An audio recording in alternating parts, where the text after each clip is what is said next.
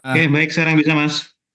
All good now, thank you. Gimana Terah, saya dah bagi slide saya kepada Pak Rifat lah. Dia dah Rifat, update. saya dah pas ke Mas Koyun, the Zoom Yang Manager. paling baru yang paling Baru WhatsApp tadi kan? ya ya ya. Terima kasih. Hello, Christina. Good morning. Hi, can you hear me? Yes, Yes. loud and Okay, clear. very good. Thank you. So my question to you would be on the carbon market. Yeah? I saw that. Again, because I'm not a carbon market expert, I will just talk about what I know, which is very limited, but I will at least acknowledge the question and give our views on it. Okay, yes, please. Thank you. Thank you.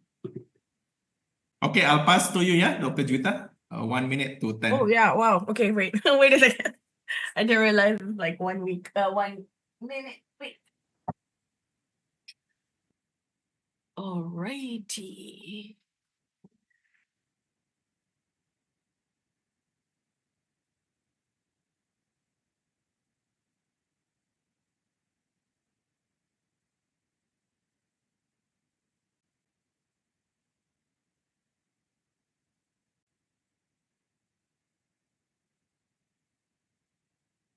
Okay, shall I start? Yes, please, Dr. Juwita. Okay.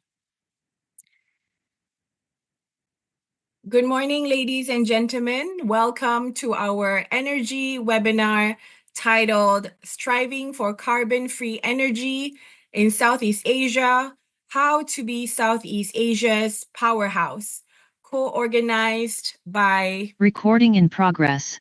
Asatu and also Stratzy.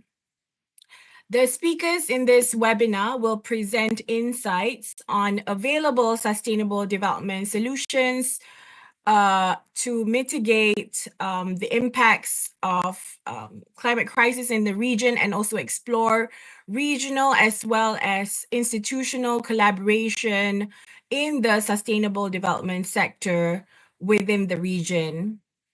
In collaboration with various organizations, Stratzy has kickstarted this year with a webinar series on energy. So this is the last of the 3 webinars to ignite conversations on obstacles such as policy and regulatory challenges that hinder rapid RE deployment across the sector and across the region. The uneven distribution of energy resources further emphasizes the importance of enhancing energy interconnectivity within ASEAN and also the importance of cooperation within this member state countries. We will hear more about ASATU in a bit, but before that, let me introduce Stratzy. Stratzy is an online platform that showcase analysis and insights by Southeast Asian experts as well as professionals. The contributors come from different countries within the region, and they also offer localized assessments on global, regional, and national issues that impact the region. In doing so, they provide quality analysis from the global south, from an Eastern lens that enrich conversations about the region and also its people. So the themes for these different publications include themes on education, environment, mental health, politics, renewable energy, violent extremism, among others. So please do check out their website for more information on these publications. Stratzy is made up of a small but mighty team with Sham Ismail as at the helm, as chief editor, Muhammad Sinatra, and also Aryan. Together, they make up this powerful team. I'm also a very proud fellow for at Stratzy. As mentioned before, Asatu Research and Insight is the partner for today's webinar. It is a consultancy firm that offers services to capture the dynamics of the public behavior and opinion, as well as Indonesia's politics and regulatory landscape.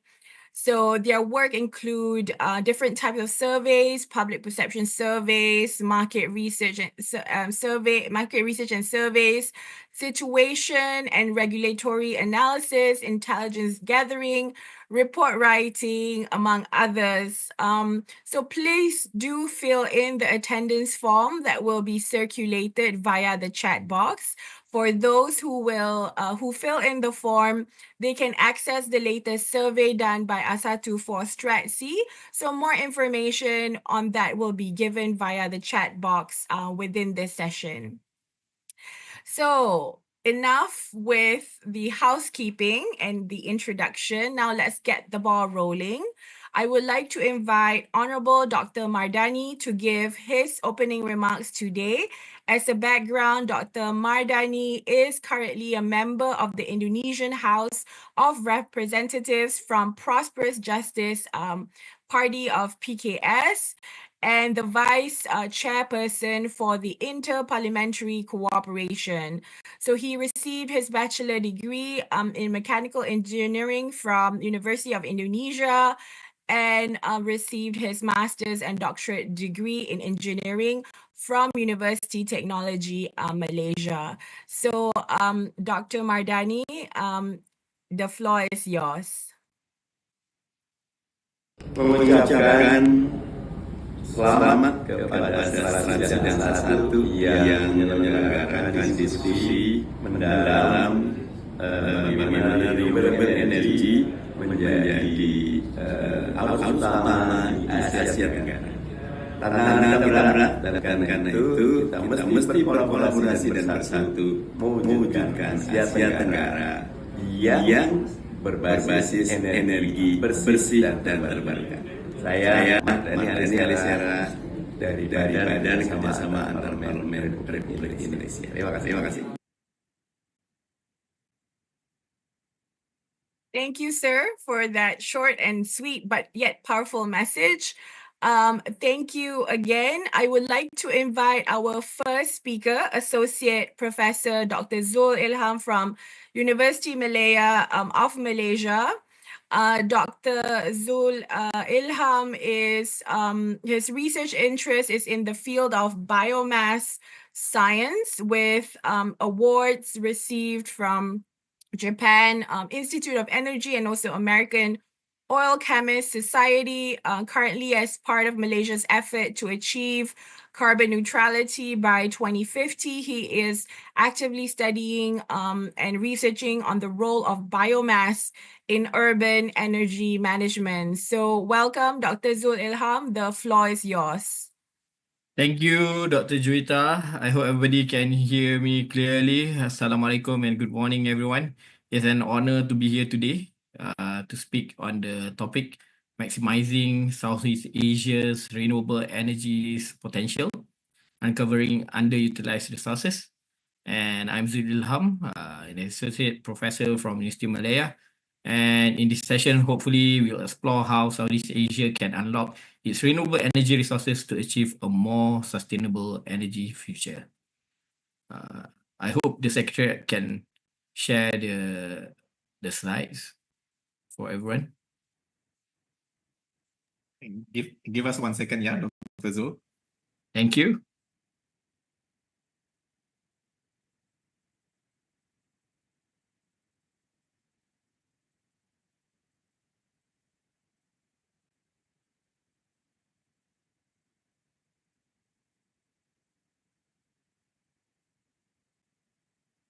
Okay, we straight jump on to the next slide.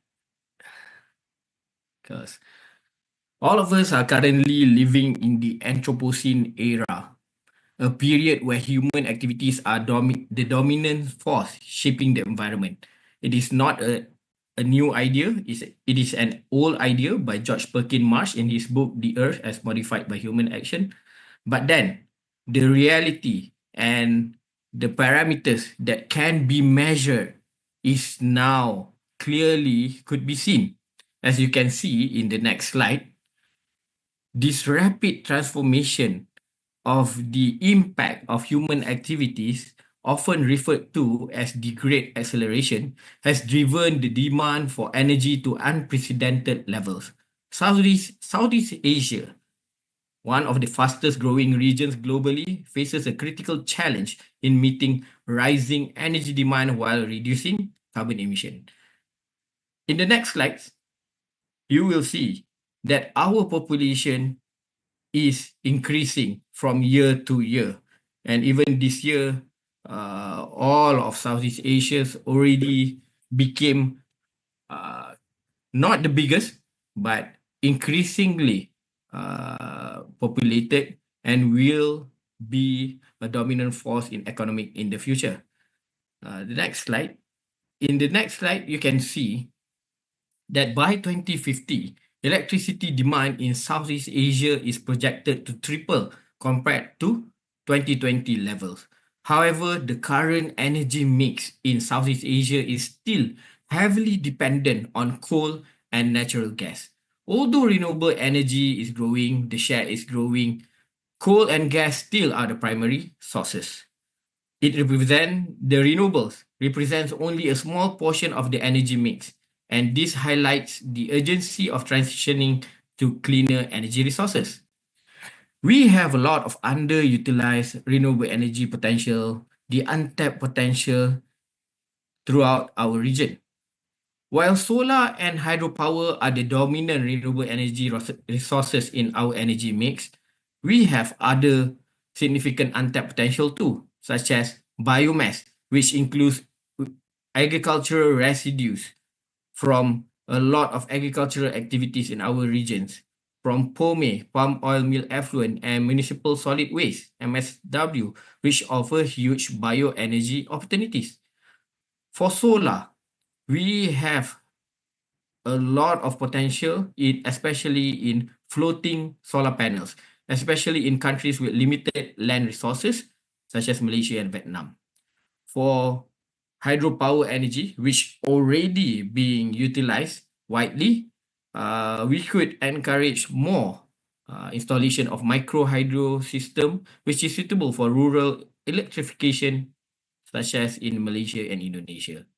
For geothermal, although it is mostly concentrated in Indonesia and the Philippines, but it is still underdeveloped in many parts of the region. For wind power, we should look into Vietnam and the Philippines, which have great potential, but for offshore wind power generation, but just a few projects are in development. In Indonesia, we already see a few of wind farms being set up. In addition, there is another energy which is not regularly being promoted, which is tidal energy or ocean energy, where marine energy technologies utilizing tidal and wave power remain largely unexplored in this region. However, as you can see, the slide show the potential of waste to energy. This is the one that I visited in Ningbo City in China. The next one is hydrogen, which is currently being explored. Next, please. This is landless biodiesel feedstock, one of our research in UM, in order not to utilize land, because we would like to utilize land to have agricultural product that can produce food, but in order to produce energy, we would like to produce it through landless, so the feedstock can be grown vertically and not using the normal productive agricultural land. So this is a part of the research. The next one, hydrogen is being greatly explored in Sarawak. And the next one is another possible research in solar, which is utilizing biomass dye-sensitized solar cells, so we can have building integrated photovoltaic. So all the green buildings being constructed should incorporate this building integrated photovoltaic, so it could generate passive electricity. We're gonna have to look at it, I think, in another webinar. Next one. However, as you can see, in the summary of renewable energy status, we have a lot of renewable energy resources and potential in focus. We need a lot, despite the region's vast or massive renewable resources, we need policy and regulatory, we need proper policy and regulatory so that it could encourage the adoption of renewable energy. Next slide. As you can see, policy and regulatory challenges is still being seen across countries. There are lengthy approval process for renewable energy projects, which cause delays, and continued subsidies for fossil fuels that make renewable less competitive. The Asian Plan of Action for Energy Cooperation, APAEC, targets 23% renewable energy by 2025, but achieving this requires stronger policy reforms. It's already 2025. The next slide. As you can see, in the Asian Plan of Action of Energy Cooperation from 2016 to 2025, we already have a set target. However, the APAEC 2026 to 2030 is still being finalized. I think we have to look at this in an express mode because 2025 is already going, it is moving fast, right? Next one. Again, next slide, please. Sorry. Hello. Okay. Again, if you see, there are economic and technological challenges in investment for renewable energy. Of course, investment costs remain a barrier for technologies such as geothermal and offshore wind, which need a huge capital upfront. Meanwhile, intermittent renewable resources such as solar and wind require energy storage system, good batteries to improve reliability. However, government incentive can play a vital role in making these technologies more affordable to all. Next. Again, if we would like to see it, some of the solution that could be is we must have integrated renewable energy system. Solar must be coupled with storage so that the generation of electricity can be stored and utilized efficiently. Bioenergy must be coupled with waste management so that all the municipal solid waste can be utilized as resources to produce bioenergy, including biofuels. And marine energy must be connected to smart grid and not only being focused for island electrification so that it is integrated. Next one. I also would like to urge, I think another speaker will talk more about community engagement and capacity building later. But again, there are also potential in rural electrification, in community-based solar to power rural homes in our region, and utilizing biogas for cooking to reduce the reliance on fossil fuels. Next one. The key takeaways from my talk today would be we in the Southeast Asia holds immense renewable energy potential that can support sustainable development and energy security. However, unlocking this potential requires us to look into stronger policies and incentive, technological advancements, which a lot of us already have, community-driven projects together through regional cooperation and innovation. I believe we can drive Southeast Asia's energy transitions towards a greener and more resilient future. That's all from me today, Dr.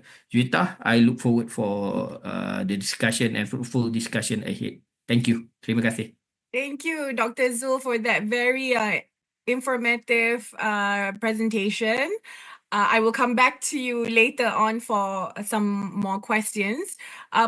For now, let me invite our second speaker, Ms. Christina Ng, who's the Managing Director and Co-founder of Energy Shift Institute. As co-founder, she has a public interest in, of course, it's a nonprofit think tank. She oversees and steers research and engagement initiatives to drive actionable insights and financial strategies for Asia's energy transition. The think tank supports Southeast and East Asian markets as they navigate complex and demanding economic growth, energy security, and net zero ambitions. Ms. Christina Ng has a career rooted in standard setting and strategic development, and she brings a nuanced perspective to energy finance. Her work has shaped the development of more globally harmonized green finance standards in the Asian markets. She's raised awareness on greenwashing and influence strategies at the corporations and financial institutions level, as well as at the policy-making level. So welcome, Ms. Christina Ng. The floor is yours. Thank you, Dr. Juita, for that very kind introduction. So firstly, let me just set the scene in terms of what the clean energy landscape looks like. So let's go to the first slide. Okay, so here, what you're seeing is that global investment in the energy transition has hit $2.1 trillion in 2024. That is an 11% increase from 2023. And this chart here basically shows the three sectors where investment growth stood out the most. You see the dark blue bar, which is the renewable energy asset class. And then you have the electrified transport in the purple bar.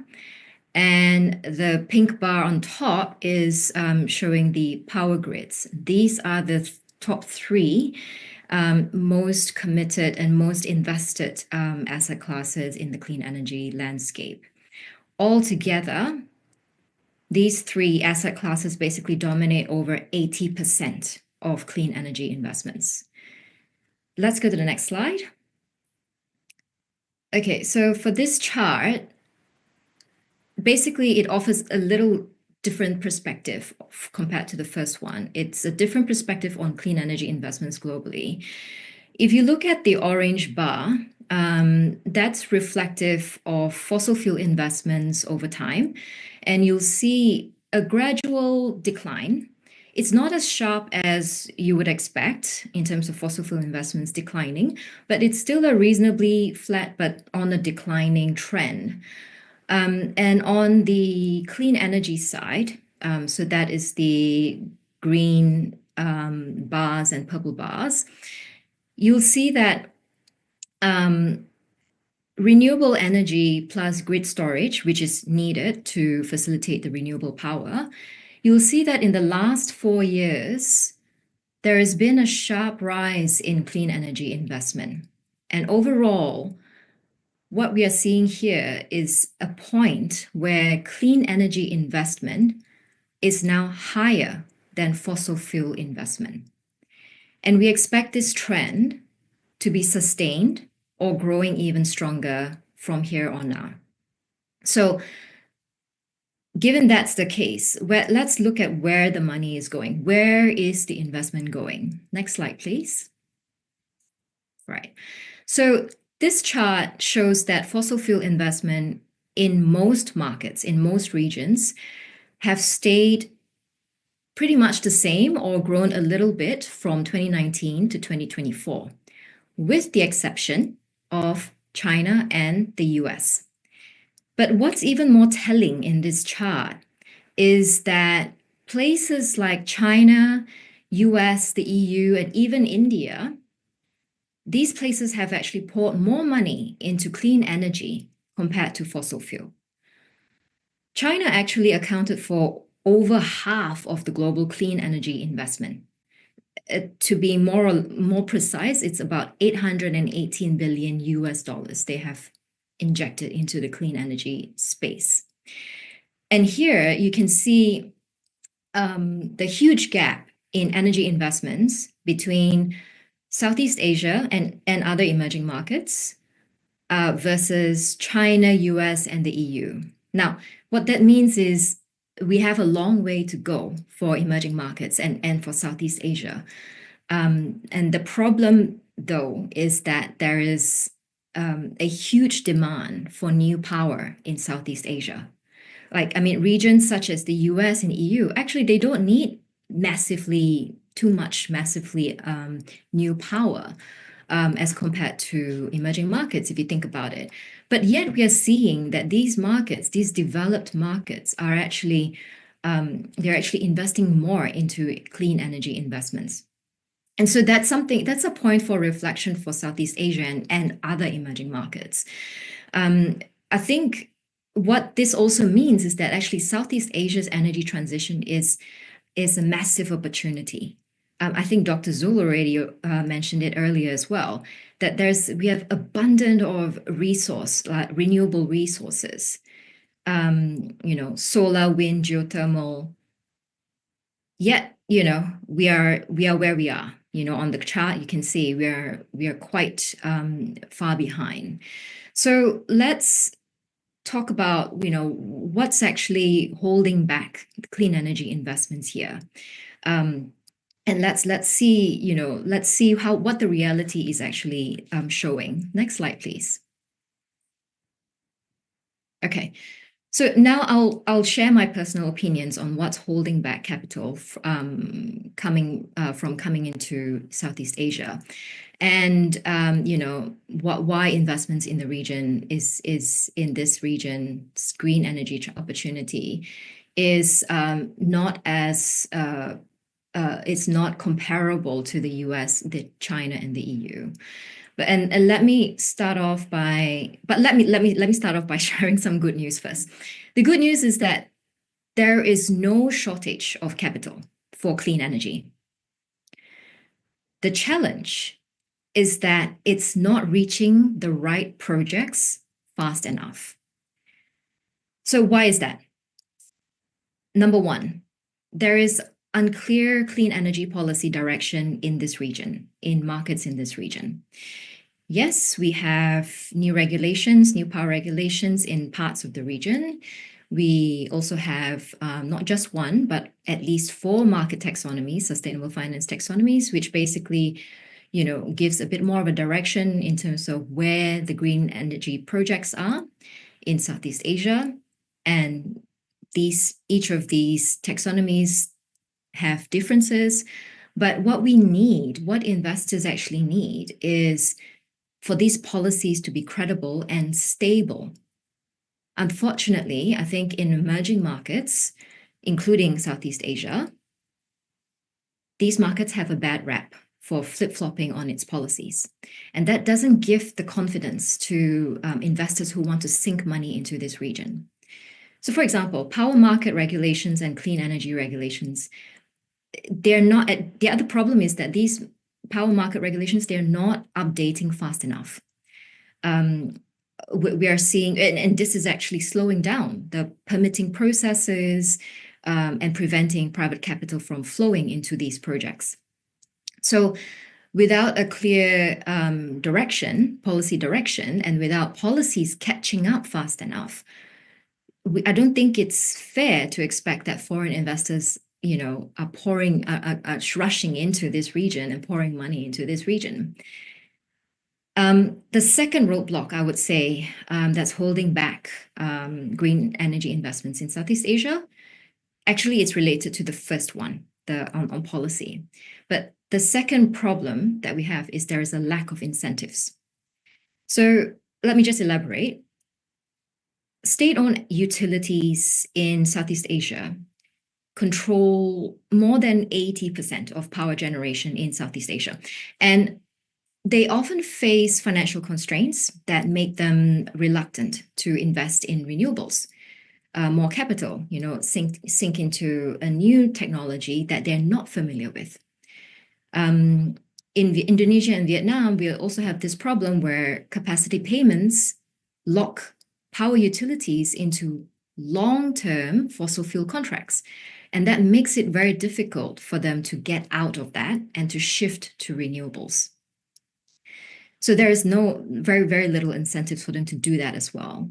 Another example is renewable energy projects in this region actually have very high interest rates compared to fossil fuel projects, which often, with fossil fuel projects, it's stable. We already know what it is secure. In terms of it can secure cheaper financing because of the existing infrastructure and the subsidies that the governments actually pour into the industry. So the takeaway for this second point here is that without market reforms, and I know Dr. Zhu mentioned this as well, but without market reform, I think we'll see state-owned utilities will continue to prioritize existing fossil fuel commitments over renewables. And investors are looking at that as well. They're looking at whether there is that motivation for these power utility companies to move. The third roadblock is the lack of unity in this region. So again, this comes back to policy barriers. One thing we need to realize is that each nation in Southeast Asia on its own is too small for investors to want to pour significant time and effort into due diligence into that specific market. And we need to bear in mind that foreign capital, foreign investors, they're not as familiar with Southeast Asia. So it will take them some time and convincing to actually learn more about the region. But individually in this region, the nations are too small for them to even want to think about where do I spend time on. As a bloc, as a region, harmonization is a struggle, and I think it's not there yet. I mean, I mentioned, each market has its own set of governance and regulatory rules. And I go back to my earlier example of sustainable finance taxonomies.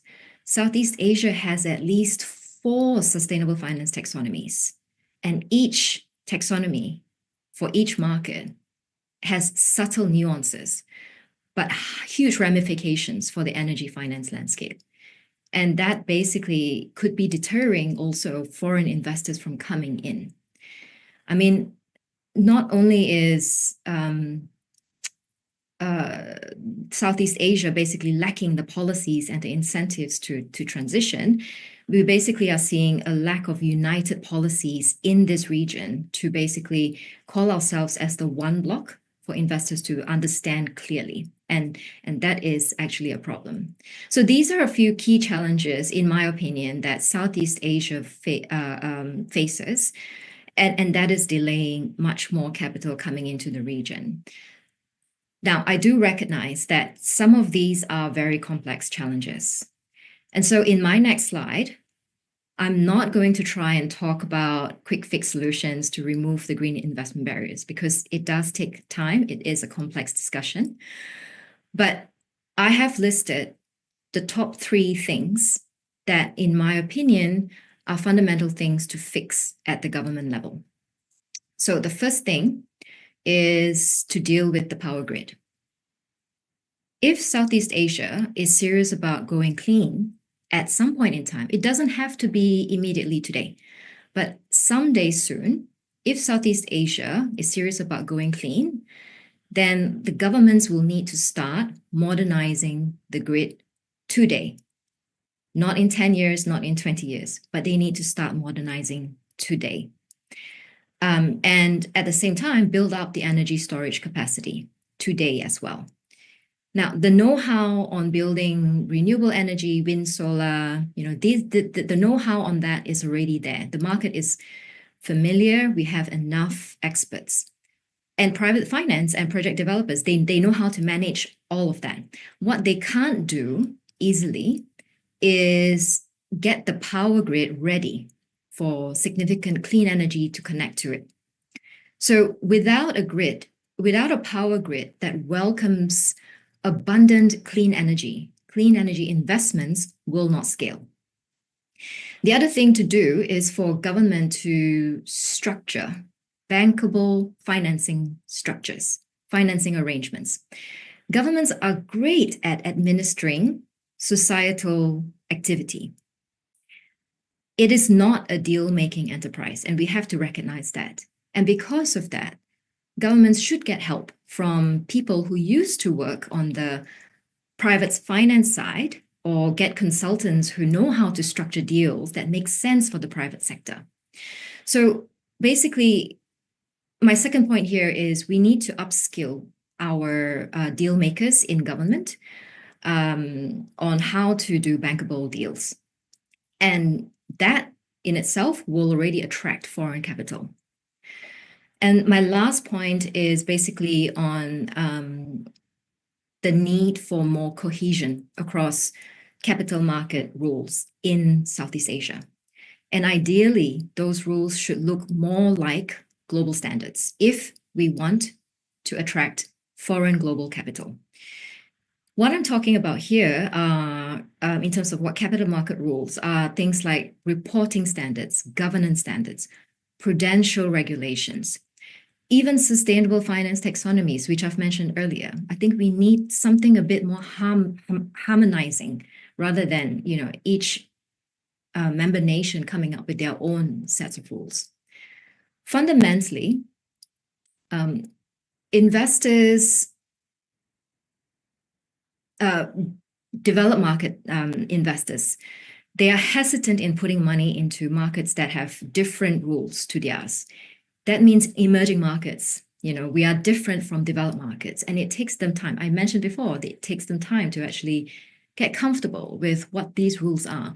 So if there is a deviation, if Southeast Asia standards and rules are deviating from global rules, it makes it one step or maybe even a few more steps harder for global capital to come in. But if there is a need for any deviation, let's be transparent about what those deviations are so that we can make it easier for investors to assess whether there are risks, the risks that are arising from those deviations, they can be mitigated. And in most markets, most investors in developed markets, they can actually do that if we are transparent about where the deviations are. There are lots of hedging tools that are available out there that can actually resolve for that. So that's basically, the third point that I wanted to highlight in terms of how can we actually remove these investment barriers. Now, let me just conclude by saying Southeast Asia's energy transition is not just about deploying more capital. And trust me, there is capital. We just need to make sure that the capital is flowing to the right places and that it is scaling and with the right structures. And that means we need to fix market barriers, make it easier for global investors to come into this region and make decisions about the region. So let me just stop there and pass it back to you, Dr. Juwita. Thank you, Christina, for that very insightful presentation. I have more questions for you later on. For now, I would like to invite our third speaker, Mr. Amin Zaim, advisor in the Energy and Sustainability Unit at Asatu Research and Insights. He earned his master's degree of Engineering Management from the University of Melbourne and has over 5 years of experience in the petrochemical industry. He is skilled in areas such as decarbonization, green energy, as well as sustainability issues. Mr. Amin, the floor is yours. Thank you, Dr. Juwita, for the introduction. It's really humbling me. Okay, so I'm Muhammad Amin Zaim. I'm an advisor for Asatu Research and Insight, especially for the process industry and energy area. So next slide. This is a little bit about my profile. I have 7 years of working experience in the private area. So that's why I'm here. I would like to explain a little bit about more straightforward about what the private sectors can do and have been done, and what is the requirement that make us can do better. Next. This is the outline, starting from our current landscape, and then what we have done in the private area, and then what we should have done previously, but it cannot be done. And also what is the requirements from the government and from the academia also that can support us to make it happen. Next slide. Okay, this is our condition, the landscape of carbon emitter spread in our region in Southeast Asia. And before we try to solve the problem, I think it's better for us to know where are the problems coming from. So from the top left chart, you can see that electricity, transportation, and industry are the largest contributions for the CO2 emissions in our regions. But however, it is really related with our economic activity. As we can see in the bottom right charts, we have three top GDP in the area, which is around Indonesia, Malaysia, Thailand, Singapore, Vietnam. Okay, five. But maybe let's separate Singapore because it is like more special. But if we highlight the four others, the four top GDP are also top four largest contributors. It means that our current economic activity is largely dependent on the carbon emitting area, like it is maybe heavy industries, petrochemical, and around smelting, and it is a lot. It's about processing industry. It is about manufacturing industry, not about service or education. So it is more complicated for us to change this trend because it may affect significantly to the GDP in our area. However, we also recognize some barrier to decarbonize in our area, which is which I will explain to you later in more detail. But in general, there are four barriers. Number one is the most of the renewable resources are located in the remote area, in the congested area. I mean, like, okay, for example, if we want to have geothermal in the mountainary area, but the energy consumer, households, and then industry, process industry, and then smelting, refinery, it is located in the other area, in the coastal area, in the city area. And also like, okay, we want to utilize solar panel, but maybe in the city area, in the industry area, we don't have enough land, but we need to transmit them to the area. So the transmission cost itself will be the one of the significant barrier for our decarbonization effort. And number two is high upfront cost. So okay, some technologies like solar panel and also geothermal, some of them can produce with very low for the levelized cost of electricity. I mean the dollar that we should pay for each kilowatt hour that we will enjoy. It can be lower. For example, coal, it may cost around 12 or 13 USD cent per kilowatt hour, but for some renewables resources in some area, in some technologies like solar panel, it can cost below 10 USD cent per kilowatt hour. But the question is, now we are enjoying with coal, which doesn't require us to put a capital cost to build to enjoy the energy. Not like not the same with if we want to enjoy the solar panel or geothermal, it will require us to chip in more money for the capital cost in the beginning. And number three is about the connectivity, same like number one, but it is about the hydrogen connectivity.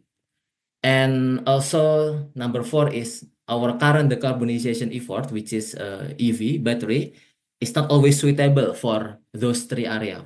It's not suitable, especially for the industry, which require us more heat, which is hard to abate industry. Next. Okay, and this is our condition in the area. Some countries, most countries in our region already committed to net zero. And the thing that I want to highlight here is we need funding to to bring us arrive in that goal. It's around 180 billion USD, and I want to highlight that in the area that private sectors can contribute, we already put our good effort there. For example, in the fuels area, as you can see in the bottom right chart, 100%, almost 100% of the investment are coming from corporates, not coming from the government, as well as the other power and wind PV in industry.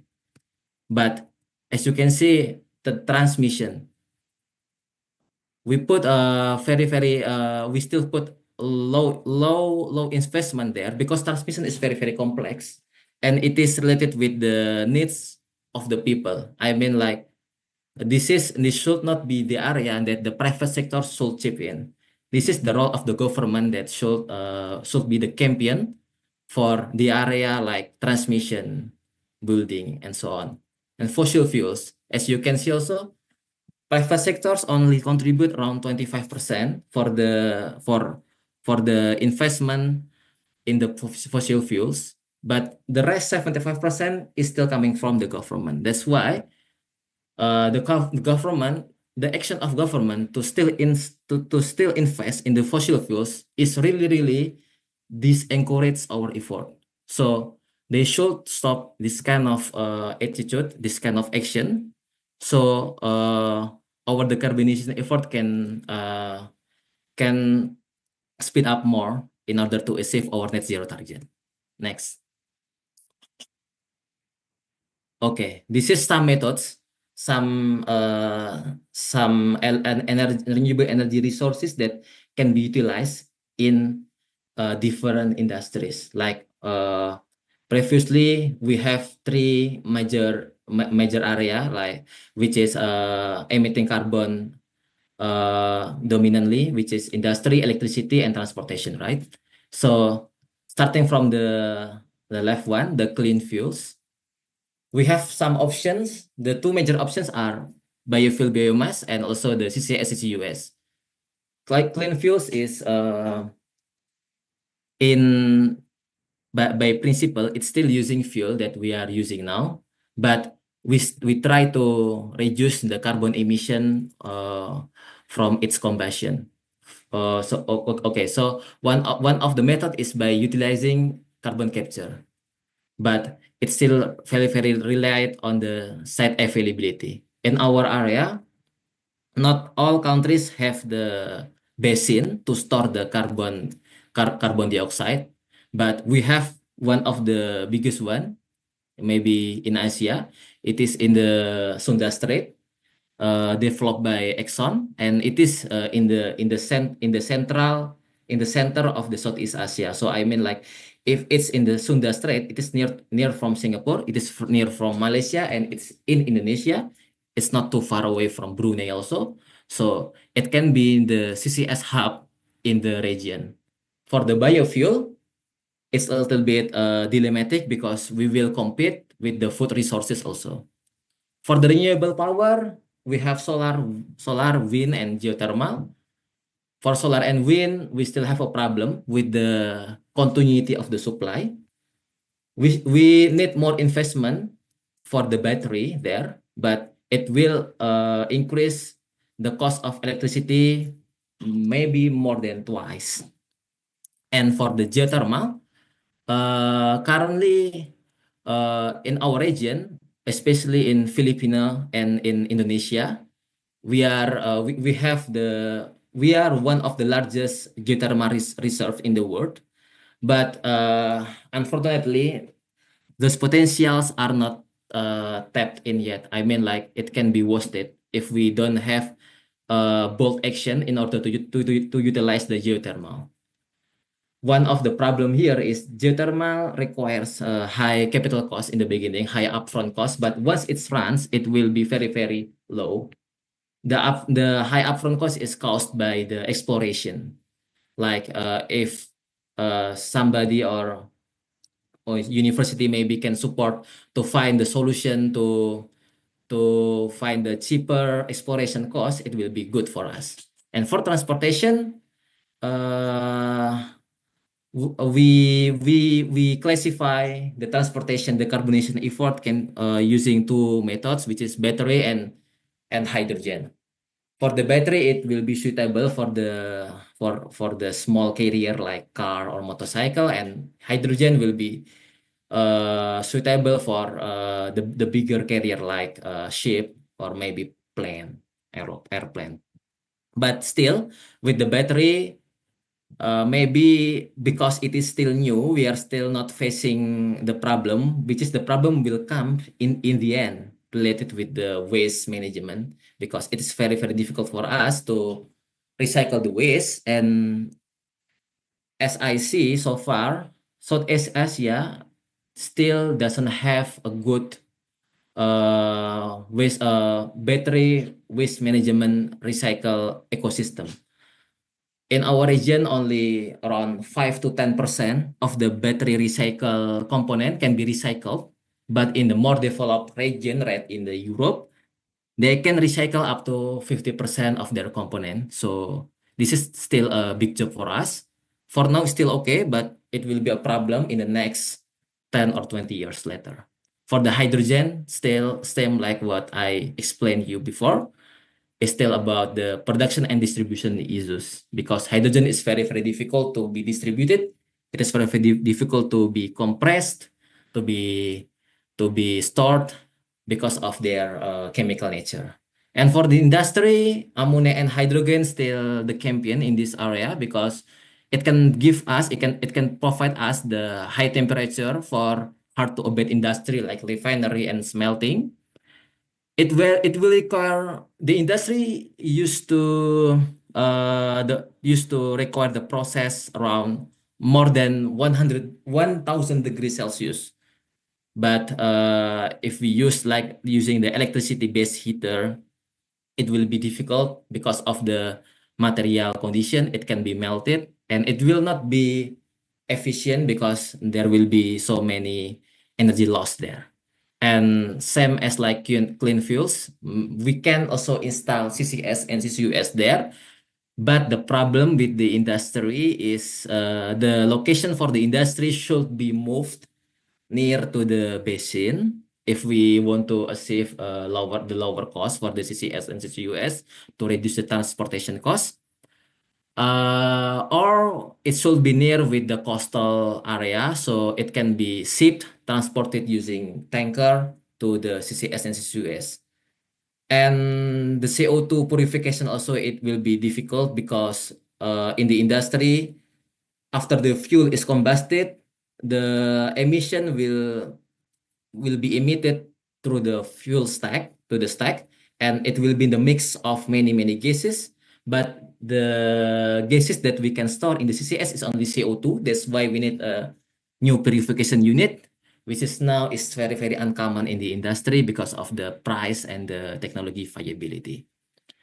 In the bottom charts, you can see the cost of its electricity compared with the current conventional energy, fossil fuel, coal, diesel, and so on. As you can see, some initiatives like solar panel, geothermal, battery, solar, geothermal, and battery are already cheaper compared with our current our conventional energy. But the problem is like what we explained before, is about the upfront cost. And also one thing that I want to highlight is about the current subsidy from the government to the conventional energy that I will explain you in the next slides. Next.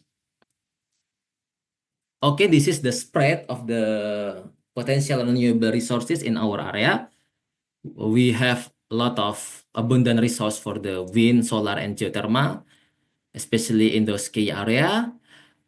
And the problem is it is spread. It is spread in some countries only, in some cities only maybe. So still, the action that if we want to utilize these resources at the maximum level is first about grid integration. Okay, so maybe now we already have like carbon credits to trade the carbon, but the problem is like Okay, for example, if the renewable resources is concentrated in a region which that region has very low volume of the residency and low volume of industrial activity, the consumers in that area will be very low, and then the electricity generation in that area will be nothing. So we cannot sell the carbon credits there. So that's why the real grid integration is needed here, either using the under ocean level, ocean cable, or many or other methods. And also the distribution facilities. Distribution facility is it's about like green hydrogen and green ammonia, because the connectivity, especially for the pipeline, is very crucial here. We have abundant potential resources for the green ammonia and green energy and green hydrogen, and also blue. The biggest one I know is in the Sumatra Island. We have one of the biggest natural gas reserve, which is currently under exploration by Mubadala Energy. It is Andaman block, and also the CCS and CCUS can be utilized from the Abadi field in Aceh in Sumatra Island. But the problem is it should be transported across the region. The good things is it is located near the Malacca Strait, so it is near with the global transportation route. But transporting using ship is not always more profitable compared with the pipeline. So pipeline should be also developed in the area, and then establish trading mechanism regarding with the carbon credits, and also production facility establishment. Like, okay, now we have abundant resource here, but okay, we need the capital to establish the facility. Next. And this is the private sectors that the private sectors can do in its sectors, in its area, electricity, industry, and transportation. Like I have explained before, for the electricity, the power grid should be established. For the electricity also, the demand fluctuation should be mitigated. I mean, like if we rely on the solar panel and wind turbine, the electricity generation cannot be stable. So there will be a time when the solar energy production will be very low, for example, during the night, and wind turbine also during if the wind doesn't flow. So for that kind of situation, it should be mitigated, and the technical solution is using battery energy system storage, but it will be very expensive.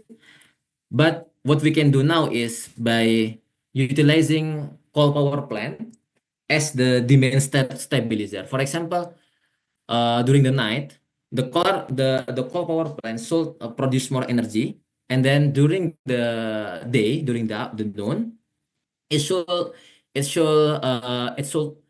reduce their production capacity. So coal power plant should not be the backbone of the electricity generation in the region, but it should be the balance load. And then lack of renewable sources for some area, which can be solved if we have a good power grid system, and higher LCOE for some renewable resources in some area. Like in geothermal, the cost of exploration itself is still very high. For the industry, we need established gas and for the gas pipeline network. And then for the industry also, we still have higher price of clean energy for some places, for some areas, because of the nature of that area. For example, if we have the industry in the area which is lack of sunlight, it will be very, very expensive for us to establish our own captive power plant from the renewable resources, and also the funding availability. As you know, our industry, which is mostly in the basic material of the industry, is coming from the crude oil and also metal. For the in petrochemical sector in our region, petrochemical industry is not that profitable compared with petrochemical industry in Middle East region. So that's why the company in our region, the industrial entities in our region is not that much wealthy compared with the other regions. So that's why we have more limited capital to do that. And for the transportation, still the energy distribution for small carriers, like, okay, if we want to establish more electric vehicle in our regions, we need more electric power stations to be incentivized. And we need the most important thing is we need the government to stop the subsidy for the conventional fuel, because it will make the conventional energy will be artificially cheaper. It means it will be cheaper, but it is artificial because of the subsidy. Next. Okay, and this is the action that we can do for the quick wins. Industry now, for the private sectors, we can do energy efficiency for its programs. We now are ongoing to install some new equipments, like, okay, in industry, one of the most important part is pump and compressor. In the past, pump and compressor is poured using the electricity, but now we try to use the excess energy like from steam from the other unit in the same complex. And also establish a core economy, because it is very, very crucial for us. And then avoid energy loss, implementing the smart grid technology, and also promote behavioral change, because now to compensate our high upfront costs, one of the biggest incentive for the private sectors is the increase in sales, and the increase in sales is highly reliant on the customer behavior. So we should promote there and support nature-based solution also, like planting mangroves. The other efforts from the other supports is needed also from the government and academia. Most of them already explained before previously, but the most important thing is from the government is like to stop the subsidy for the conventional energy, and also more streamlined regulation, because the carbonization is not 5 or 10 years effort, it is 20, 40, or even 50 years of effort. So we need consistency in order to make our investment in renewable energy area can be profitable, and we can reach our break-even point there.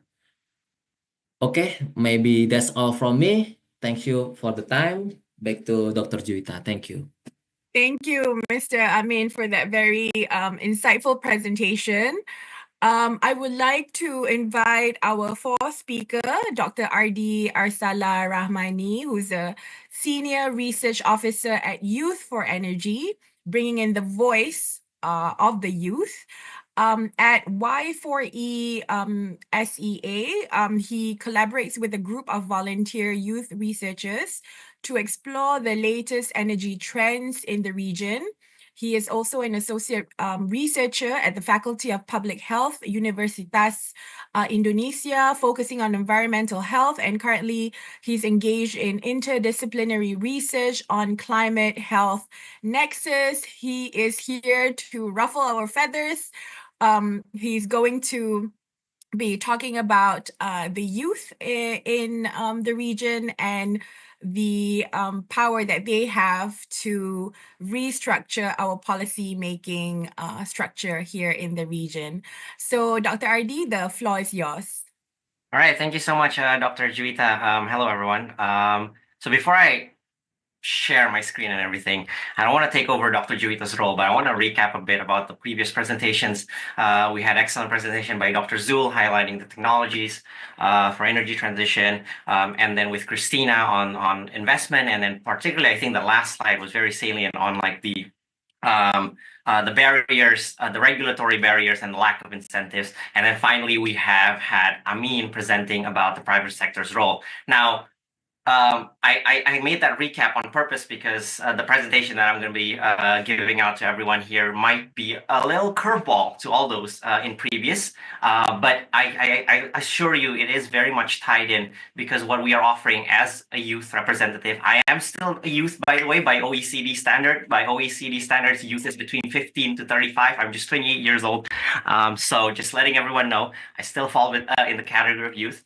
But basically, as a representative of youth, we want to offer a radical rethinking to all those problems that was presented by the previous speakers before me, who had excellent presentations, who I know have delved into their respective issues throughout their professional career. And so immediately going to my presentation here, our offering, our thesis is that unlocking a carbon-free energy in Southeast Asia requires us to bridge a significant generational gap. And then to bridge that generational gap requires having a youth leadership in the forefront. And what do we mean by that? I'll get into that, I promise you, in just a bit. But let's step back a bit and get into the background of both demographics and then the energy in Southeast Asia. So first of all, based on the ASEAN Energy Outlook, this is a public document that everyone can look into. We will be expecting 3 times energy demand, 4 times energy supply, 3 times installed capacity, nearly 1 terawatts by 2050, and then power generation is going to triple as well. And at the same time, by 2050, we'll also hit a milestone where the youth will be expected to be a key growth driver and making up half of the population in ASEAN. And then currently, the youth is actually 31% of ASEAN's population, which is higher than other regions. Actually, contrast that to the global average, which is at about 29%, and then in other regions where it's much less than that. So ASEAN has a growing youth population, and it is skewing younger as time goes by, given the demographic dividend that we're facing. But then at the same time, seeing all this increasing energy demand expectations and then projections for power generation as well as installed capacity with things on the pipeline or things that are stated and announced publicly, ASEAN faces this extreme challenge, obviously, of economic growth versus decarbonization. And of course, because ASEAN is also, most of ASEAN except Singapore, which is a special case, as Amin mentioned earlier, are still highly rapidly growing, there will be expectations for further energy demand rises to meet the economic growth expectations. To that end, this was the chart about the share of the youth population that I mentioned earlier. So basically, to that end, we believe that ASEAN's energy transition is definitely critical. We can't have dirty energy fueling that rise in demand, that tripling of energy generation and then energy demand that's going to happen in 2050. We believe that clean energy is the way to go because of the climate pressures that is going to be affected by rising fossil fuel consumption if we still rely on that. But at the same time, we recognize that ASEAN still has decision-making circles focused on short-term energy supply security, and therefore we argue that to ensure that the transition happens and is also just, intergenerational equity must be prioritized, where decisions today should take into account the consequences for those who will live in the future. And what's interesting, though, is that despite forming over 30% of the population in Southeast Asia, we did a research recently highlighting the executive branch of 6 major ASEAN countries, the larger ASEAN countries. And then we found out that youth voices are absent from these decision-making circles. Now, of course, we didn't focus on the legislative bodies, the parliaments and whatnot of these respective countries, but I guess we can sort of be, I can be candid and be frank here that in most developing countries, the executive branch still holds a very substantial amount of power, and therefore decision-making really is weighed in heavier on the executive branch. And therefore, we argue that bridging this leadership gap in the executive branch is really one of the key ways to ensure that ASEAN eventually becomes a clean energy powerhouse rather than an emissions laggard. So what the research that we did in particular, it's a small 11-page publication, which I'm going to summarize in this presentation. But we highlighted how ASEAN's executive cabinets, again, just the 6 major countries, are dominated by boomers and Gen Xers, and there is a really underrepresentation of the youth. And why is this important? Because we argue that the domination by boomers and Gen Xers makes decisions in ASEAN and energy decisions in ASEAN shaped by leaders whose worldviews were formed in an era of fossil fuel dependency. Whereas, and I'm sorry for being ageist, but I am being ageist. I'll go into the deeper theories and the deeper hypothesis later, but then think about it, right? If you're 60 years old and then throughout 40 years old of your life, you were living in a world where fossil fuels drive your energy security, for the remainder of the 20 years onwards, it's harder to change your mind, right? It's harder to have your worldviews shifted. I mean, just let's be honest with ourselves. I mean, I'm 28 years old, but then I believe there are some worldviews of mine that I'm sticking to, despite the world being already changed right now. And I imagine those that are much older, where they've had years, decades of their life fixated to a certain worldview. It's going to be much harder to change minds. We believe, though, that we're not necessarily saying, oh, that means we should let young people into power, pre-teenagers that hasn't developed their prefrontal cortex should become the president or the prime minister. We're not necessarily saying that. We're being very rational here. We are actually instead saying that millennials are actually the missing middle in ASEAN, where millennials aged 25 to 40 by this year round, they are uniquely positioned because they are the transitional generation. They are parents to Gen Alpha and the younger ones, and they grew up amid a growing climate concern, so they do understand the economic and political realities. And without this transitional generation in leadership, their current energy policy will continuously lack that sort of gap between understanding short-term governance cycles and long-term sustainability.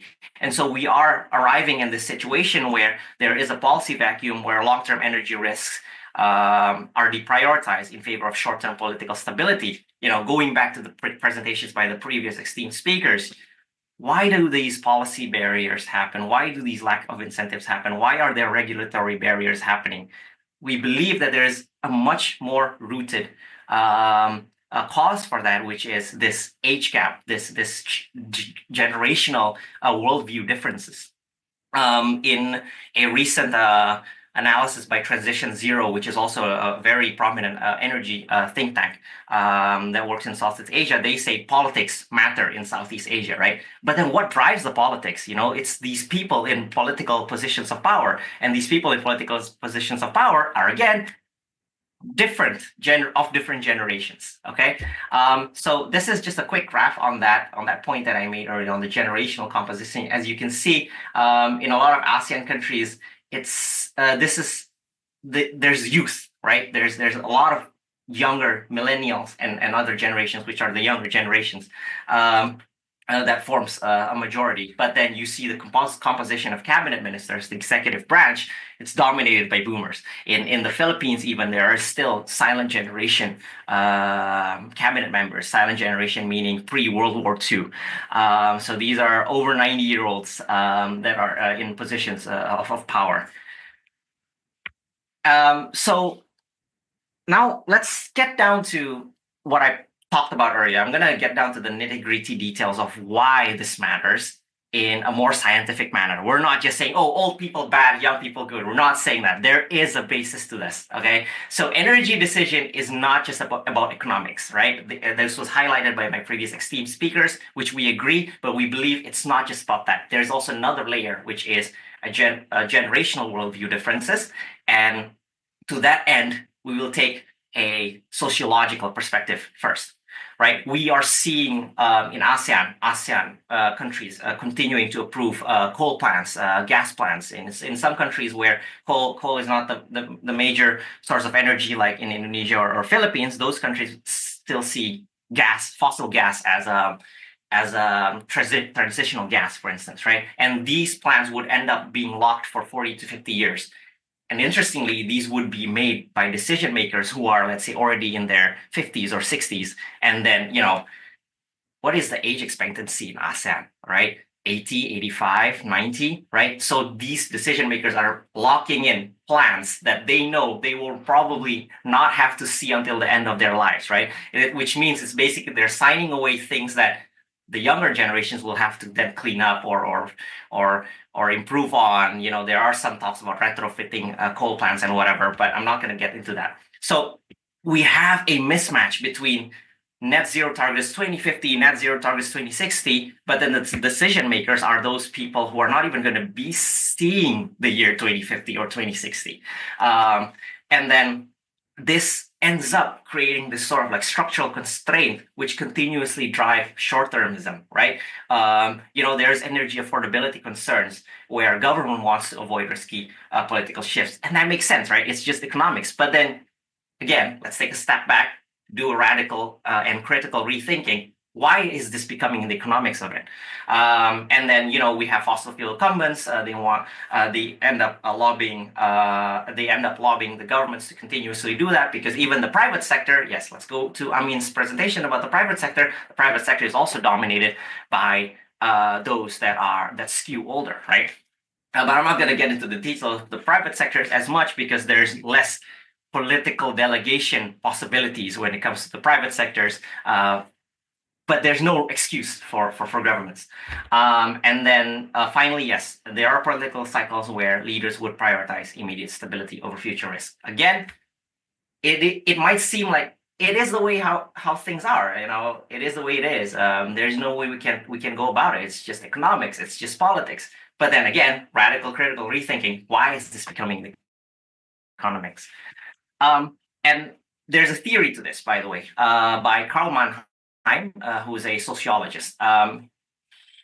He came up with the theory of generations, right? He basically states that different generations are formed and have worldviews that are dependent on their livelihoods throughout their growing up age, right? So think about this in the terms of energy security.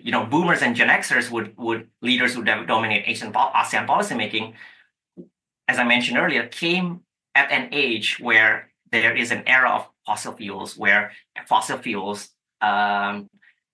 made economic stability possible, right? So their formative experience, their formative years make them a bit more resistant to the rapid change. But then you have millennials and Gen Zs, where I'm a part, where I fall under. We've experienced the climate crisis. We've experienced how the first climate agreements, the UNFCCC, was formed. And so we kind of see things differently, where energy transition is an urgent necessity, not just a long-term goal. So therefore, there lies in this huge problem where there's a leadership gap between energy policy dictated by those, again, whose formative experiences aligns with fossil fuel expansion, not clean energy transformation. So that's a sociological perspective, right? We can go a bit deeper to the individual level. Let's step back from the pure economics and finances to another field now, psychology, and a bit of a twist on economics, behavioral economics for decision making. In behavioral economics and psychology, we know things called cognitive biases. Cognitive biases are basically things that it's something inherent in us that it happens, and we are not.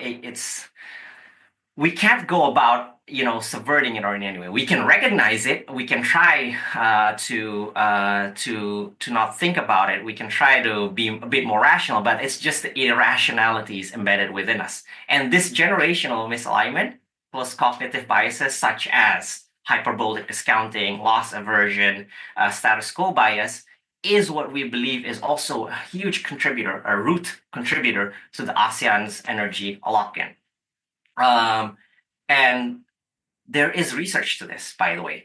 There is actual experimental research to this. And there's many of these. I mean, I don't have to go into the details of like replicability issues and whatever, but one of the prominent research was a paper in 2013 by K. Halfman et al. Titled Age-Related Differences in Discounting Future Gains and Losses. And believe it or not, middle-aged adults with a mean age of 39 years old were contrasted with unimpaired older adults and impaired older adults with cognitive decline who are like 70 and 80 years old by average. And they were asked to make decisions on smaller monetary rewards versus smaller monetary losses versus larger delayed rewards and larger delayed losses. So if we put this in parallel with making a decision on taking an economic loss today by closing a coal power plant to avoid the emissions impacting the climate today, or delaying the closure of the power plants to make as much profit as possible, and then we close it down the line despite the effects on the climate and whatnot. So those are the kinds of decision making that we can draw parallels to. And this paper, and again, numerous other papers, because again, hyperbolic discounting isn't just a behavioral economics theory, it has been used and proven by experiments. It proved that the older adults do value shorter term rewards higher. They discount it less, right? They discount the future more, and they prioritize the shorter term rewards. So again, when you're 60 and you know that you have 30 years left of your life, I mean, if we're being optimistic that life expectancy goes to 90, you might want to see things before the end of your life. So you're going to make decisions to ensure that I'm going to make a decision that's going to impact people by the 5-year time, 10-year time. So at least I'll still be able to see the effect of my decision, right? And that makes sense. Again, proven by research, right? This sort of differences between generations and how they view shorter term versus larger delayed gratification. And so to that end, we argue that this is not happening. This is a illustration from a favorite proverb of mine. There's the origins of the proverb is a bit shady. It's either a Greek proverb or an American proverb, but it goes something along the lines of a society grows great when the old plant trees whose shade they know they will never sit under, right? This is an illustration of it, right? You see the father planting a tree, and then he's not the one that is enjoying the shade to swing under. It's the kid and the granddaughter, right? This is sort of the idea, the philosophical, sociocultural idea that we're trying to push for ASEAN to solve all those problems that was presented by my previous esteemed speakers. And in details, at least for now, that was a huge cultural shift that requires a lot of effort. But in the short term, this is what we are suggesting. We suggest that there needs to be an intergenerational leadership, right? More millennials should be delegated into positions of power, not just necessarily as a member of parliament or as a vice minister or maybe as an advisor. No, actual positions of power with equal voice to a cabinet minister that they can have influence on. So it's just not tokenistic, right? Millennials, again, are not like Gen Z or Gen Alpha, which are still early career or still babies, but they're not necessarily like boomers or Gen X either, who are legacy policymakers. Again, millennials are at this transitional intergeneration where they are politically engaged and also climate aware. And the existence of this intergenerational decision-making should correct the biases, the cognitive biases that I mentioned earlier. It will help balance immediate political economic needs with longer-term security. And ASEAN must institutionalize this, right? ASEAN must institutionalize the involvement of youth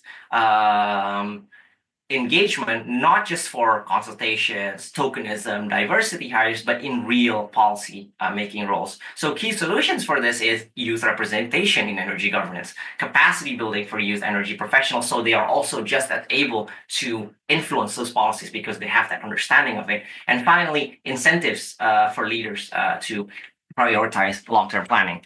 And another thing, I think this is also maybe in the medium to long term, before we go to the extreme cultural shift, is a generational impact assessment to offer a way to integrate intergenerational thinking.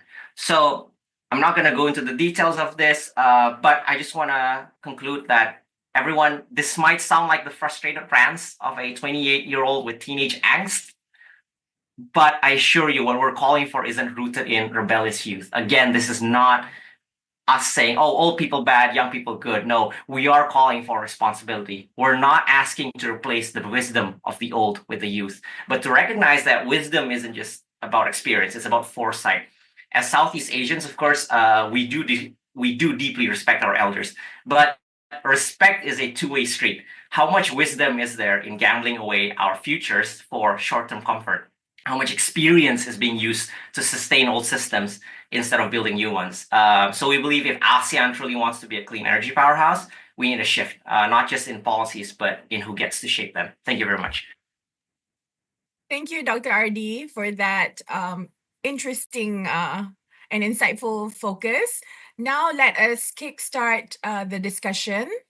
But before that, I would like to remind the audience back at home, at the office, please do raise your hands if you have any questions. Please also submit your questions via the chat box. Our moderators will be looking through the questions and I will try to get all of the questions answered. So I'll kickstart the discussion with one round of intervention for each speaker. But in the meantime, please do ask your questions. This is a very, very interesting discussion with a very interesting topic with different experts from different fields within the renewable energy and green energy sphere. Please do take the advantage of this. Please don't be shy. My first question would be for Dr. Zul Ilham. So you mentioned that there are underutilized resources.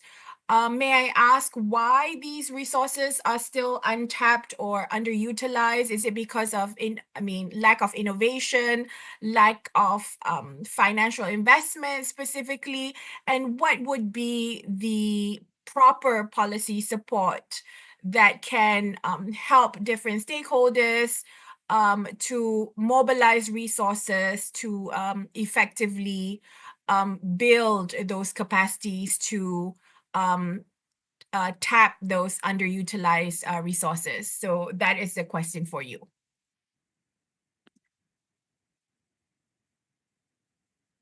You're still muted. Yes, you're now unmuted. Okay. Yeah. I think the host doesn't allow me to unmute myself. Anyway, thank you, Dr. Juita, for that question. In order for me to answer that question, I would like to quote Christina just now. Christina mentioned that there is a really lack of coherent policy, cross-border policy in Asia. And as one of the most competitive regions, Asia is renowned for its vibrant and diversified market, economic structure, rich cultural diversity, as well as resources too. Meaning, we have a lot of potential resources, but it is not really concentrated in one area or in one particular country. It's like spotted all over the region. So given the vast investment opportunities and varying geographical conditions across the region, a comprehensive approach is essential for each Asian member state to develop and deploy a renewable energy system.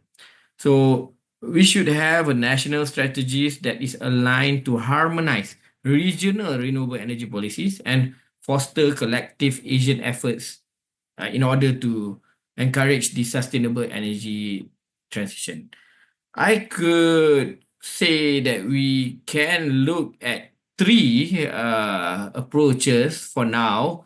First is to establish a green financing mechanism across border, and we should enhance cross-border energy cooperation, strengthening regional energy grid interconnectivity throughout the Asian power grid so that it could facilitate the integration of renewable energy resources across borders. And perhaps lastly, of course, as I am from academia, we should put more investment into research, development, and technology transfer, because we have these technologies here and there, but we have to promote joint research collaboration and technology sharing platform to improve the efficiency and affordability of this renewable energy system. Thank you, Dr. Juwita. Okay, thank you so much for that answer. So now I will go on and ask Miss Christina. You mentioned that carbon markets or the carbon market will not really work in this region for selected reasons. Can you elaborate more on that point? Because as far as I know, with my limited knowledge on this, some countries like Malaysia, Indonesia, as well as Thailand, they're developing, carbon pricing mechanisms. So I thought that these carbon pricing mechanisms would fuel the growth of carbon markets in the medium to long term. So can you elaborate more on the point on how carbon market is not necessarily the medium term solution in this region, and what would be the remedy or alternative that can replace carbon markets, for example? Thank you. Thanks, Dr. Juwita. So just for context for everyone, so we had obviously a pre-call, and I kind of mentioned that carbon markets, the comment that Dr. Juwita mentioned, like you, Dr. Juwita, I want to disclaim that I'm not a carbon market expert to start with, but there are some observations that I have made and me and my colleagues have made around carbon markets. Before I go into that, I just want to say, for someone who is of a finance background, diversification of risk is like, our number one thing. So I would say diversification of solutions, financing solutions for the energy transition is also extremely important. So, and I say that because I think carbon markets has a role. Not that it won't work. It has a role, but I think we need to be careful about how influential or how effective that role of carbon markets is going to be. So I have to say that I think carbon markets, if it will basically come up with a market of carbon price, the price of carbon that is reflective of the real market risk, the real market cost, then yes, then we can talk about carbon markets being really influential. But the thing is, at the moment, I think it's still early days. So I think your probably timeline of the medium to long term solution is probably right. But in the immediate next 5 years, it's going to be hard to say that carbon markets, the most common thing that we are hearing coming from governments and, is that carbon markets is going to finance the energy transition. But that is actually quite hard to picture. And I'll give you an anecdote. So I think in Indonesia's launch of the carbon market recently is an extremely good example. I think that has to be celebrated. But, the thing is, Indonesia's carbon credits are going to be mostly based on nature-based solutions. So, planting mangroves, protecting the forests and things like that. Now, if you're selling carbon credits that are on the nature-based solutions, carbon credits, the proceeds from the sale of those credits have to go back to nurturing to maintaining the nature. So sure, maybe a small percentage will probably go back to government for, maybe administration, and maybe a little bit goes to energy transition. But it is a misconception, I think, to say that nature-based solutions, carbon credits, is going to be financing energy transition, which we know is going to require billions and billions of dollars, maybe even the trillions. So I think it's really about, are we talking about apples and oranges, or are we talking about apples and apples? So are we really using the right financing tool to finance energy transition or not? And so that's just a very basic observation that we realize that, okay, maybe we're not quite talking about the same thing. But I agree that carbon markets, if we are using nature-based solution carbon credits, that would help to some extent in mitigating and adapting, to climate change. But will it actually finance energy transition? I think that's still a big question mark for us. And perhaps that's where the regulators and governments need to be a bit clearer in terms of how that will drive the financing of energy transition. Thank you, Christina. My next question would be for Mr. Amin Zaim. So you mentioned the various available renewable energy sources in the region. So which ones are the most feasible you think that ASEAN can adopt in terms of the pros and cons, the costs versus overall benefit gain for members in ASEAN? When I say cost, it's not just the cost during the usage of these resources, but also the afterlife waste management cost of these renewable energy. So what would be your top 3 RE sources that can be tapped into ASEAN given these costs and also these benefits? Yeah. Okay, thank you. Thank you for the question, Dr. Juwita. So regarding the most feasible option that we can use in order to be the renewable energy sources in our region is, I would like to my opinion is we should prioritize the development of green or blue hydrogen or ammonia. It is because the broad use of green or blue ammonia and hydrogen in the industry sector, in the transportation sector, and in the electricity sector. As we already explained previously, that we still for the transportation sector, for the electricity sector, we still have the issue regarding with the transmission grid, and also in the renewable power, we still have many issues with the solar and geothermal. But for some energy sources like wind and solar, it is not feasible for the hard to abate industry like petrochemical and smelting and mining processing. We cannot use that kind of energy sources for our industrial process because we need high temperature for our process. The thing that we can use is only the combustion of hydrogen, which is only emitting H2O as the residual from the reaction without emitting CO2 at all.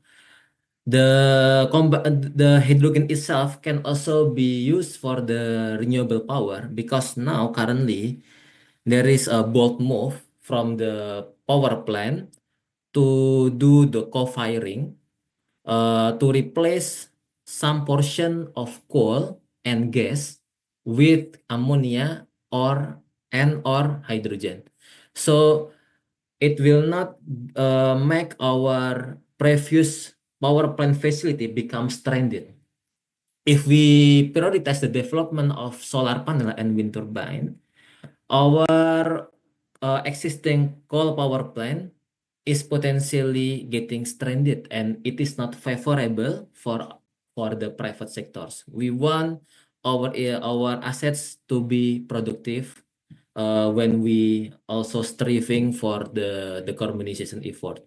So if we promote the use of hydrogen and ammonia, that facility can still be utilized for the co-firing, or even for the further modification, we can change the fuel from the coal or natural gas with the hydrogen or ammonia itself. And also for transportation, we know that our strong trend currently is going to electric vehicle. And the electricity for the electric vehicle is also coming from the coal power plant currently, most of them.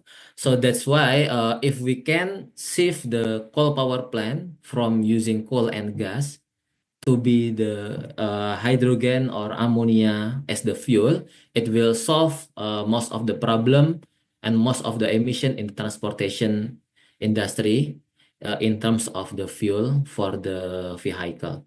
So by giving our bold effort in hydrogen or ammonia, we can solve almost the problems in those three sectors, which is in the electricity generation, in the transportation, and the industry itself. So I think clean hydrogen, which is blue or green hydrogen, or clean ammonia, which is blue or green ammonia, will be suitable for our solution. And additionally, our region has an abundant potential to produce the clean hydrogen and green or clean ammonia. In Indonesia, we have we have the biggest ammonia producers in Asia Pacific, or or maybe in Asia, but excluding Middle East and China, which is PT Pupuk Indonesia Persero. And then we have abundant resources to make the blue hydrogen or blue ammonia also. The gas will coming from the Andaman blocks, and the carbon dioxide can be injected into the Abadi depleted gas field, or in the Sunda Asri in the Sunda Strait basin. And for the green hydrogen or green ammonia, which is coming from the electrolysis process, we have also abundant resources for the green electricity sources in the from the geothermal and also from the solar power.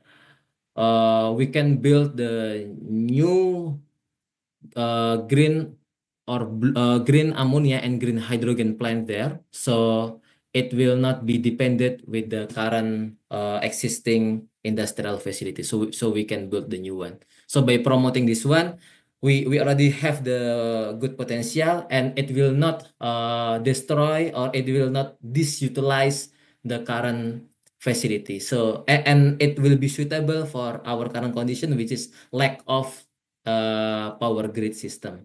So green or blue hydrogen ammonia will be, I think, will be the most suitable choice for now. Thank you.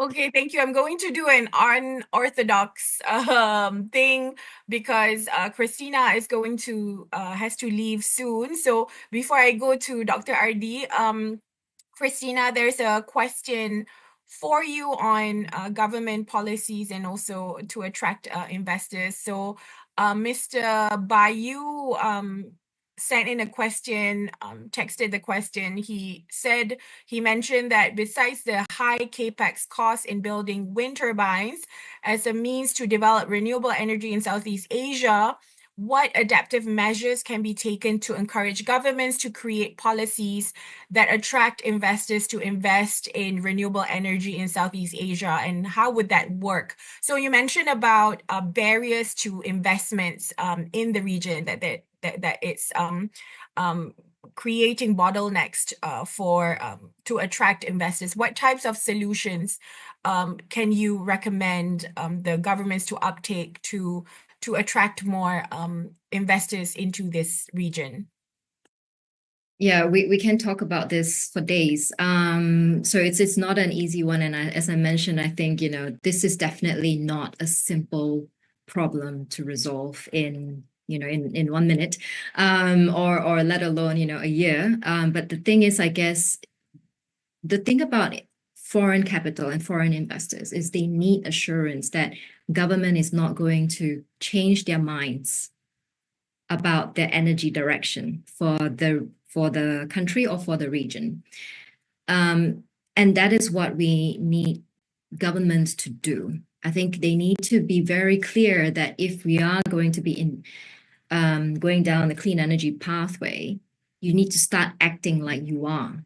So your policies need to start aligning to what are the benefits to going, encouraging corporates to go down that route of clean energy. So what are the infrastructure that's in the policy document at the moment that's actually driving that adoption of clean energy? But I think also, let's talk about the elephant in the room, right? It's also the fossil fuels. So what are we doing about moving away from fossil fuels? I think Southeast Asia is one of the biggest culprits in actually subsidizing fossil fuels heavily. So what's going to be done about the subsidies? How will the government actually roll it back? It's not an easy question also, but these are the things that investors are actually thinking in their mind. So I think governments have a big job in actually trying to resolve those questions. But don't think about 2050. Think about next year. What am I going to achieve next year? What am I going to achieve in 2 years' time so that I can show the investor pool overseas?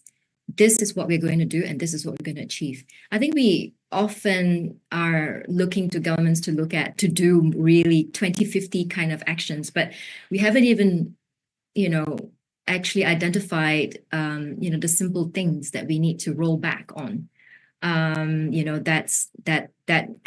will basically, give a bit more confidence to investors to want to invest in the region. And I think this perhaps is also, ties in with what Adi actually said, right? It's the short-termism.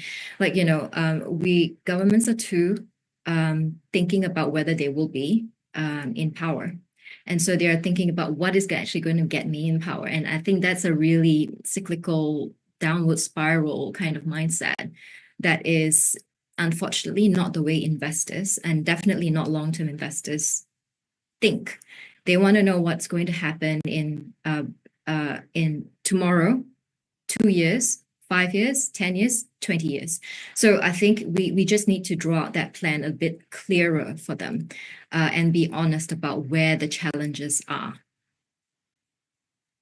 Thank you, Christina. So tying that theme back to Dr. RD on short-term planning versus long-term planning. So what can be done to reverse this short-term planning by various ASEAN member states? How can we ensure that long-term planning is adopted by ASEAN? And how can the youth contribute to ensure that the long-term goal is achieved, which is a carbon-free energy vision? So the floor is yours, sir. All right, thank you so much. So simply put, the answer that we'll offer is putting the transitional generations in positions of leadership. It's time for the older generation to start taking a step back, becoming backseat drivers, basically, and allowing the millennials as transitional generations to push through. Again, formative experiences differ, so they might have different worldviews, and allow them to be as creative as possible when it comes to decision making. Again, that is a more long-term goal, I believe. It is very difficult to immediately put that out there. And if we're thinking about the democratic forms of government in some of these ASEAN countries that we are in, pushing the younger generations as a face to political parties may not be, is easier said than done. But I want to push another form of argument about just how do we switch between that short-termism and long-termism immediately, just right now, tying it with an argument made by Amin earlier, and then a comment by Alif R in the chat. Alif R mentioned, for instance, that there's the long-time players in the coal and palm oil industry already understood the initial capital expenditure, etc. And then there's a huge cost. And then Amin earlier mentioned, for instance, It is not preferable for a lot of these coal plants, gas plants to retire early because they risk stranded assets and they'd rather opt for coal-firing, right? Retrofitting their plants for coal-firing, which sort of like eventually extends the life of these plants. But let me ask all of you this again. Why? Why is that the case, right? Why is it so abhorrent for a stranded asset to happen? And obviously you're going to say, oh, economic losses, blah, blah, blah, right? Financial losses for the companies. That makes sense. Yes, I agree. I also studied that. But then coal plants, coal companies are choosing choices, are choosing losses, right? Think about Indonesia, for instance.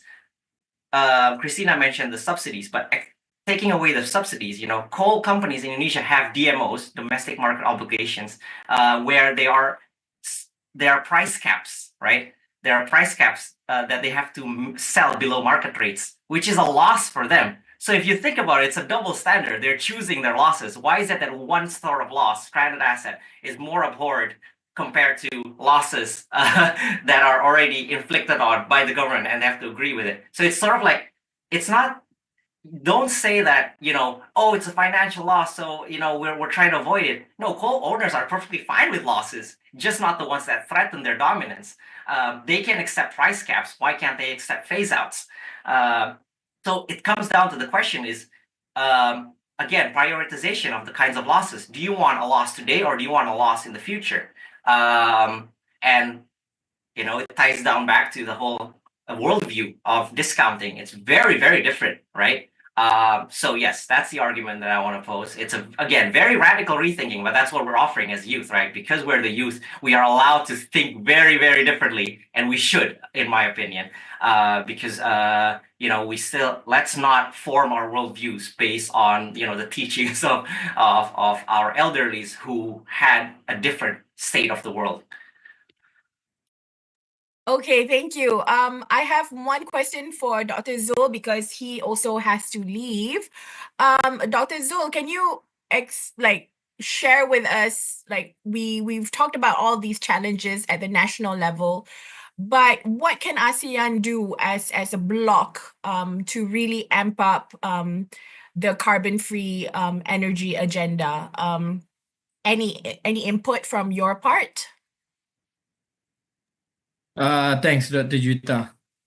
I think as an addition to the point that I've discussed previously, where Asian member states should strengthen their policies on renewable energy integration and incentive for renewable production, I think it is also crucial for Asian member states to proceed with public engagement and awareness, so that rather than trying to impose something that might be new to the community, we have to prepare in advance towards the acceptability among the community, so that we can have all the 3 A's in order for renewable energy adoption. The first one that I think we have discussed a lot is affordability, on where to get the investment and the green financing.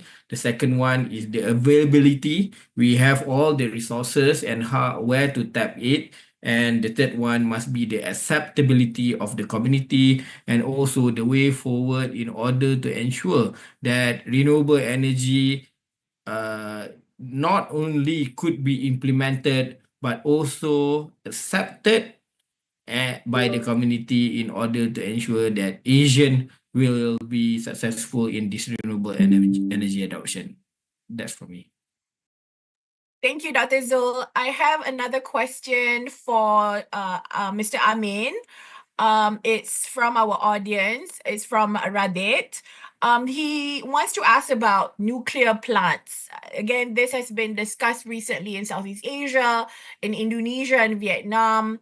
The question is the nuclear power plant a long-term solution? Let's say if we talk about 2060 and beyond. So the floor is yours, Dr. Amin. Okay, thank you for the question, Mr. Radit. For the nuclear power plant, personally, besides the safety and environmental issue, which is not solved until now. I mean, like, we still have a lot of concerns in those areas. I would like to highlight the economic viability of the nuclear power plant itself. Okay, currently, based on our internal research, to establish a coal power plant, the cost of electricity for each kilowatt hour for nuclear power plant will be above 20 or maybe around 30 USD cent per kilowatt hour, compared with the other renewable sources such as wind and also solar panel, which is drastically reduced in several years. I would argue that nuclear power plant is not a good option anymore due to besides the environmental and safety issues, it's also because of the economic viability itself. The cost of the major cost of nuclear power plant, why it is becoming very, very high? It's because of the long construction period for the nuclear power plant, including the administrative for the permission to build the nuclear power plant in the area. Because of the long construction period, it will discount our cash flow. It requires us to provide higher high funding in the beginning, but we can only enjoy the sales of the electricity later, after 10, 15, or maybe beyond 20 years after the initial start of the project. So it will require us to build the nuclear power plant around 10 until 20 years. It is a very, very long duration, and it will makes us waiting too long for us to receive the money. That's why it is not economically viable. That's for my answer. But one thing we can do if we want to offer to use nuclear power as the renewable sources is if we can expedite the construction period, especially regarding with the safety observation, which is tightly related with the permission process. So if we can cut the permission period here, the permit and also administrative things in the area, it will significantly reduce the construction cost and the viability of the nuclear power plant can be profitable if we can do like that. But for now, we cannot do like that. But for nuclear power plant as the sources of renewable energy, I have no argument. It is it is friendly. It is environmentally friendly for the nuclear power plant. There is no emission coming from that. Okay, thank you. Thank you, sir. I know I'm just a moderator, but on nuclear power plants, I lived the horror of the Fukushima Daiichi's power plant disaster. So even though, in my opinion, that emissions are very low while it is in use, the accidents that can be caused in the afterlife, and also the costs of pollutions of the waste of nuclear is quite high, and this is something we also need to think about when we are trying to introduce nuclear power plants as a solution in this region that is also prone to tsunamis as well as earthquakes. But that's my bit. So sorry. But thank you so much to the wonderful speakers for their very insightful and frank input. We've talked about bottlenecks at the national level. We've talked about what ASEAN can do at a regional level. And as well, we've talked about the role of the youth to take on this long-term agenda for a free or carbon-free energy vision in the long term for this region. So it's a very insightful discussion, and I'm very happy to be moderating this session. And I hope that the audience back at home do also benefit from this. But before we leave, again, thank you to the speakers and participants for your very active participation. Don't forget to check out StratC's article series, where the team has also launched their first report titled Renewable Energy and the Climate Crisis in Southeast Asia, which can now be found online. They have also a few reports in the pipeline, including a report for investors on the processed food in the halal industry in Malaysia. The other reports are on EV regulations and consumer sentiments in Indonesia, Indonesia's energy transition and renewable energy pathway to net zero emission by 2060, and the Indonesia's halal tourism. So do watch out for this space on the website for more information. Thank you so much, everyone. I am Juwita Muhammad signing off. Have a great weekend ahead. Goodbye, everyone. Everyone, thanks, Juwita. Thank you. Everyone. Thank you. Bye-bye. Recording stopped.